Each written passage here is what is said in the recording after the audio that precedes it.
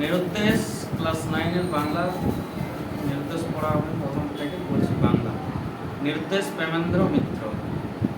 দিনটা ভারী বিশ্রী, তাহলে দিনটা কেমন ছিল? খুবই খারাপ, বিশ্রী যাকে বলা হয়। দিনে শীতের দিনে বাদলা মতো এত অস্বস্তিকর আর কিছু বোধ হয় না। তাহলে দিনটা কি সময় ছিল? আমাদের শীতের সময়। সেই সময় আর কোনো কিছু আমাদের বোধ হয় না। বৃষ্টি ঠিক যে পড়িতেছে তাহা নয়, বৃষ্টি পড়ে নাই, কিন্তু কি হয়েছে? মেঘাচ্ছন্ন করে রেখেছে। কিন্তু মেঘাচ্ছন্ন আকাশ ও স্নান পৃথিবীতে কেমন মিতের মতো আষাঢ় খাইয়া এসেছে। কিন্তু মেঘাচ্ছন্ন আকাশটাকে স্নান পৃথিবীকে একদম সম্পূর্ণ ঘিরে রেখেছিল, কেমন মিতের অষাঢ় হয়ে যেমন রয়েছে, কোন নড়াচড়া হয়নি যাকে বলা। সমেশ হঠাৎ আজ আসিয়া না পড়িলে কেমন করে দুপুরটা কাটাইতাম বলতে পারি না। তাহলে কিন্তু সমেশের একজন আমরা ব্যক্তি পাওয়া গেছে, তিনি কি বলছে, যদি দুপুরটা তার কাছে না ঘুরতে আসতো তাহলে তার দিনটা আর ঠিক যায় না। কিন্তু সমেশও আজ যেন কেমন হইয়া আসিয়াছে। কিন্তু এই অষাঢ় বৃষ্টির দিনে সমেশও যেমন কেমন একটা মনোভাব নিয়ে এসেছে। খবরের কাগজটা দুই একবার উল্টায়া পাল্টায়া সমেশের সামনে ফেলিয়া দেয়া বললাম, একটা আশ্চর্য ব্যাপার দেখেছ? তাহলে কি করছে কবি লেখক? আমাদের খবরের কাগজটাকে বারবার পাল্টানোর পর তাকে জিজ্ঞাসা করছে যে আজকাল দেখেছো যে খবরের কাগজে কি দেখা যাচ্ছে? তখন সেই সময় সমেশ বলছে কি, আজকের কাগজে একসঙ্গে 7-8টা নিরুদ্দেশের বিজ্ঞাপন দেওয়ানো হয়েছে। তাহলে কি রয়েছে? 7-8টা বিজ্ঞাপন দেওয়া রয়েছে। কার? নিরুদ্দেশ, যারা হারিয়ে গেছে খবর।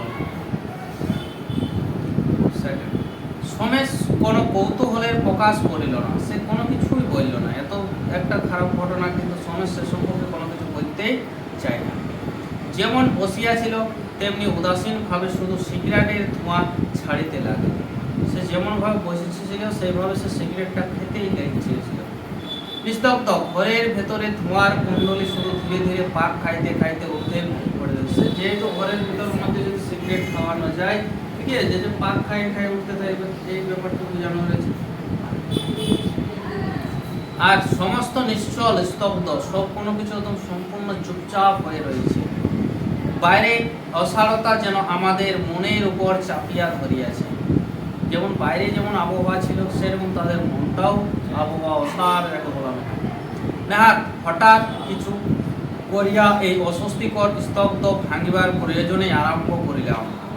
নিরুদ্দেশের এই বিজ্ঞাপনগুলি দেখলে কিন্তু আমার হাসি পায়। কি আছে যে বিজ্ঞাপনগুলো দেখলে বলছে আমার খুবই হাসি পায়। কেন মানুষ নিরুদ্দেশ হয়? অধিকাংশ ক্ষেত্রে ব্যাপারটা কি হয় জানো তো? ছেলে হয়তো রাত ধরে থিয়েটার দেখে বাড়ি ফিরেছেন, এমন তিনি প্রায় ফিরেই থাকেন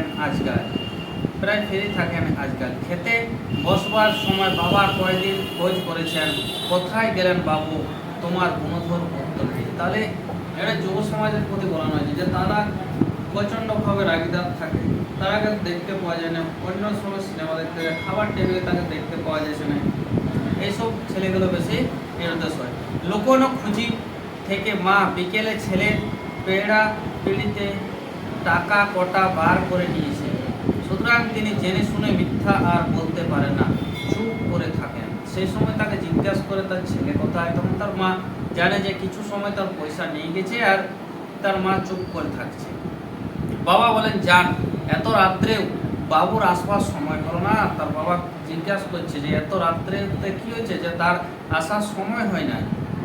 আর বারে তো ফেল করে মাথা কিনেছে। এর আগেবারে তার পড়াশোনা খুবই খারাপ ছিল, এই গার্জেনের সাথে তিনি কি করেছে, ফেল করেছে। আবারও কি করে কৃতার্থ করবেন বুঝতে পারছি।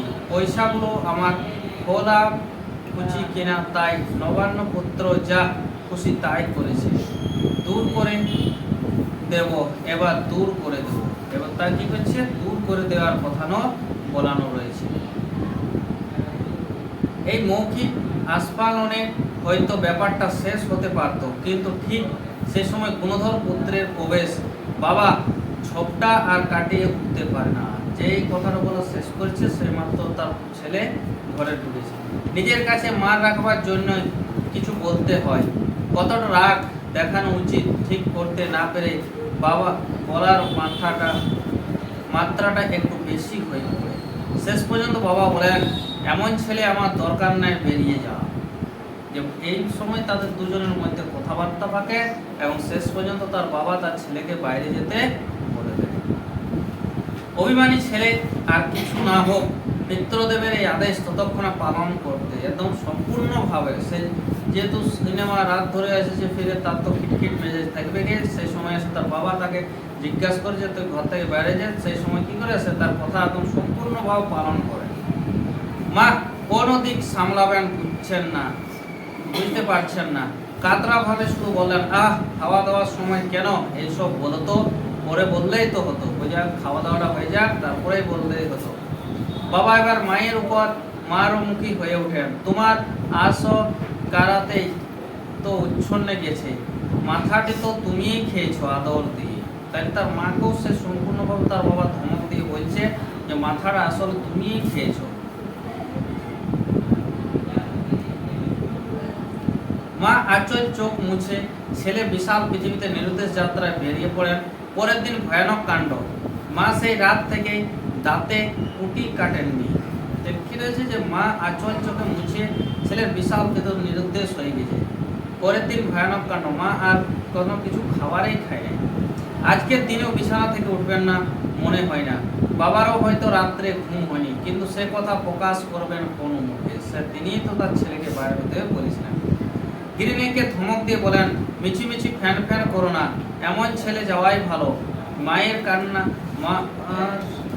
কান্না আবার উচ্ছ্বাসিত হয়ে ওঠে। বাবা এসে সময় আবার তার মা ফেল করে কেঁদে ওঠে। বাবা আবার দাঁত খিচিয়ে বলেন, নিজের মনের আশার কথাটাই বোধ হয় জানা, তাও গেলেন তো বাঁচতাম।